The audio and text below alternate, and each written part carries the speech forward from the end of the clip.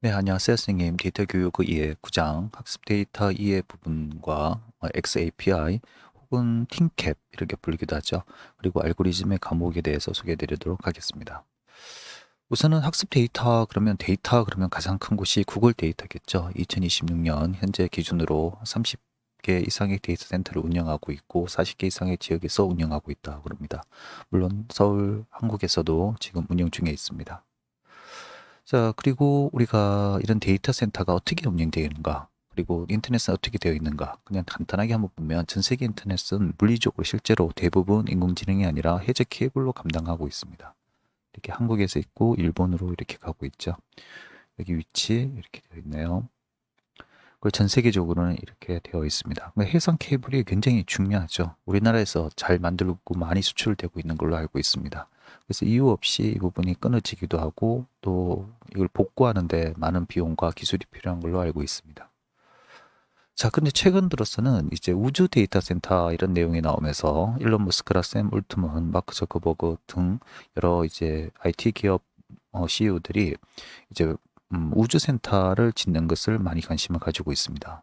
이유는 다름이 아니라 그 냉각 시스템, 외부에서 우주에서 영하 270도 정도의 극좋은 환경을 활용해서 거대한 냉각 비용을 절감하려고 하는 것이죠. 기존에는 심해에서도 넣어봤죠. 마이크로소프트나 극지방에도 가보기도 하고, 근데 이제 눈을 돌려서 자연 냉각인 우주로 생각하고 있는 것 같습니다. 자, 돌아와서 그럼 한국교육 데이터 센터는 어디 있느냐? 대구에 있습니다. 대구 한국교육학술정보원에 지금 전산센터가 있고요. 지금 아래 건물이 보이시죠? 여기에서 지금 데이터를 이용해서 관리도 하고 그리고 여러 컨텐츠를 또 제공하고 있습니다. 그러면 학교에서 웹사이트는 어디에 있냐? 학교 웹사이트에 좀 알려드리면 예전에는 각기 학교마다 웹사이트를 제작해서 그걸 관리했습니다. 저는 예전 제작 회사를 운영한 적이 있어서 경험도 많고 그래서 큰 어려움이 없었는데 선생님들 그 학교 웹사이트 연수 가니까 몇몇 선생님들 울고 계시더라고요. 정말 마음이 좀 애잔한 그런 좀 안타까웠어요. 너무 힘들대요. 너무 모르시니까. 당연히 모르죠. 근데 거기 와서 이제 계시는 고 질문을 던지고 하실 때 보니까 많은 어려움이 있는 걸 많이 느꼈습니다. 근데 지금 현재 그는 같은 플랫폼을 쓰죠. 서울 같은 경우는 이제 그 제공하면서 지금 아래 있는 이 부분의 플랫폼과 거의 유사하게 되었는데 근데 제가 이런 플랫폼 오기 전에 한 세 번 정도 웹사이트를 만들었습니다. 근데 초창기 어느 학교에서는 대략 뭐 적게는 500만 원, 300만 원, 많게는 3천만 원, 4천만 원도 들여서 웹사이트를 만드셨어요. 근데 웹 기획을 하고 그랬을 때 제가 저에게 웹사이트를 만들어 달라고 학기 측에서 얘기해서 네, 그리고 조사를 해보니까 학생들이 그렇게 관심을 가지는 내용은 다름이 아니라 학교 점심 메뉴더라고요. 그래서 어머니들께서는 이제 가정통신문을 좀 보려고 그러시는 거고요. 그러면 여기에서 그렇게 감춰야 될 그런 콘텐츠나 어떤 정보가 없다는 생각이 들었습니다. 그래서 제가 회원 가입을 만들지 않았습니다. 그래서 학교 웹사이트에 회원 가입이 없으니까 너무 가볍게 운영하고 만약에 해킹을 되거나 뭔가 문제가 생기면 그냥 덮어 씌워버렸어요. 그러니까 큰 관리도 없었습니다. 근데 그렇게 하니까 교육청에서 좀 지적사항이 되고 그렇게 하지 말라고 그런 적이 있습니다. 넘어가겠습니다. 자, 그리고 학습 데이터처럼 이제 서울시 도서관 회원 관리들도 이제 하나의 책임 회원증, 그리고 전국 도서관을 이용할 수 있게끔 하고 통합되고 있는 것 같습니다. 그래서 서울에서 계시거나 지방 계시거나 가족 인원수에 따라 가지고 회원 가입하면 각자가 아니라 같이 사용할 수 있게 되죠. 이게 좋은 이제 프로그램 그리고 관리 방법인 것 같습니다. 그리고 또 하나 코로나 때도 좀 있었지만 엄마북 도둠 그 어머니 가정에 책도 빌려주고 책받아 택배 지원도 해주고 이런 배달 서비스도 지금 잘 진행되고 있습니다. 어, 지방까지는 모르겠지만 서울 같은 경우 이제 아기들 유아들 보면 2살, 3살 아기들 그 장난감도 빌려주지 않습니까? 소독해서 정부에서 그래서 잠시 쓰다가 다들 버리게 되니까 그걸 빌려줘서 일정 시간 빌려줘서 그걸 사용하게끔 하는 것도 있는 것을 알고 있습니다. 자, 그래서 이러한 데이터를 통해 가지고 서울교육 데이터 활용 아이디어 공모전 등등을 계속 지속적으로 이용하고 있습니다. 이제 공지를 내리고 콘텐츠를 이제 받으려고 그러고 있습니다. 그래서 공공 데이터 포털을 이용해서 이제 교육 분야, 뭐 다양한 분야 있겠죠? 그것을 어떤 콘텐츠를 만들고 무엇을 이용할 것인가에 대해서 이제 아이디어 모으기도 하고 구축시키고 있습니다. 자, 그런데 문제점이 하나 있죠. 우리나라에서 데이터 사고가 종종 일어나는데 보통 배터리 화재라든지 화재로 일어나는데 최근에도 한번 일어나서 이게 문제가 됐죠. 예전에 우리 조선의 실록 같은 경우는 세 곳에 나눴나요? 굉장히 이를 여기 위험한 것을 또 또 세 번째까지 두고 있는 걸 알고 있는데 우리나라도 2차, 3차 이제 데이터 정보가 보관되어야 됐었는데 그것이 너무나 상식적이었지만 좀 안 되고 있어서 조금 의아스러운 일들이 있었죠. 음. 그래서 이런 것 때문에 디지털 서비스 안전법이라는 것이 있습니다. 2022년 발생한 대규모 디지털 서비스 장애를 한번 겪고 난 다음에 체계를 이제 안정화 체계 자전거죠. 그래서 우리가 디버시라든지 다양한 이제 데이터 센터 그리고 데이터를 활용하는 기기도 있고 나이스라든지 업무 포털이 전부 전자화됐지 않습니까? 근데 여기에 맹점, 에스토니아 사건 같은 데이터가 삭제되거나 데이터가 그런 일은 없지만 데이터가 마비되면 모든 업무가 마비가 된다는 겁니다. 그래서 제 개인적으로 생각하기에는 안정장치가 이러한 안정장치도 있었지만 우리 공항 관제 시스템처럼 디지털 장비가 마비되었을 때 오프라인으로 전환시킬 수 있는 만큼은 유지돼야 될 것 같아요. 그래서 디지털 교과서가 두르지만 종이 교과서는 아주 단권이라도 가지고 있어야 될 것 같습니다. 그 전기가 끊어졌을 때 모든 업무 시스템이 마비되었을 때라도 교육 시스템이 작동하게끔 만들어 놔야 되지 않을까 생각합니다. 그리고 교수 학습과 학습 데이터 이런 내용이 있고요. 그러니까 학습 데이터를 이용해서 아이들에게 실시간으로 어떤 분석도 해주고 튜터도 되고 자료 제공하잖아요. 그럼 그 전제 조건이 학습 데이터가 수집돼야 된다는 부분이겠죠. 자, 그래서 학습자의 데이터가 필요하다. 그러면 또 무엇이 필요합니까? 당연히 수십 장의 동의서가 필요하죠. 그래서 학교에서 어떤 공지사항을 내거나 이런 내용을 할 때 개인정보를 활용하거나 범위에 있어서 동의서를 받는데 지금 법적으로 그 목적성에 따라가서 컨텐츠가 다르면 그 종류만큼 동의서를 다 받게 되어 있습니다. 그래서 업무가 많아지죠. 그럼 선생님들이 이게 감당이 안 되니까 이제 하지 못하게 되겠죠. 이런 맹점이 있습니다. 아니면 동의서를 얻지 않고 데이터를 수집하는 문제가 생기겠죠. 자, 그래서 이제 우리 학습대의 주요 학습 방법은 이제 공공 데이터를 이용하는 그 플랫폼을 이용하는 방법이 있고 직접 수집하는 방법이 있죠. LMS, 평가 데이터, 관찰 행동 데이터, 그리고 합성 데이터 있고 디지털 기기 활용 이러한 식으로 이제 방법이 있습니다.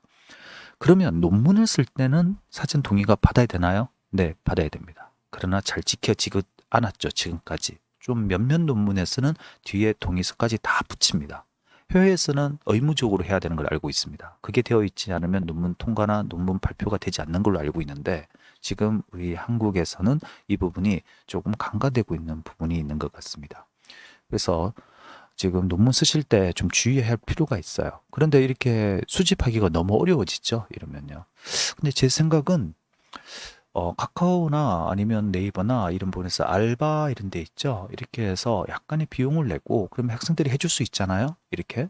그러면 그래도 부모 동의나 개인정보 동의를 받게 한 다음에 이제 그 교육계에서는 큰 문제가 되지 않을 겁니다. 이상한 질문이 들어가 있지 않고 내용이 나쁘지 않다 그러면 여기에서 충분히 또 뭐 아르바이트 하는 느낌으로 아이들에게 아이스크림 정도 줄 수 있는 돈으로 이렇게 해보면 어떤가 그런 플랫폼에서 교육 플랫폼을 좀 제공해 주면 어떤가 이런 생각이 듭니다.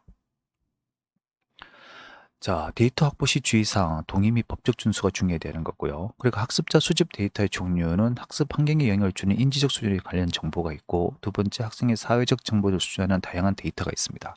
근데 지금 학교에서 학생 정보를 수집하기가 어렵습니다. 현실적으로. 이 디지털이 아니라도 왜 가정의 어떤 환경이라든지 아이의 학습 데이터를 수집하기가 어렵습니다. 개인 정보에 관련된 부분이 많기 때문에. 그렇기 때문에 학생들이 이야기라 상담을 하다 보면은 갑자기 편부 가정도 많고, 그리고 또 다양한 집의 환경이 막 그때서야 드러나거든요. 그럼 그때를 고개 숙이지만 그걸 확인할 수 있거나 함부로 그렇게도 안 되죠.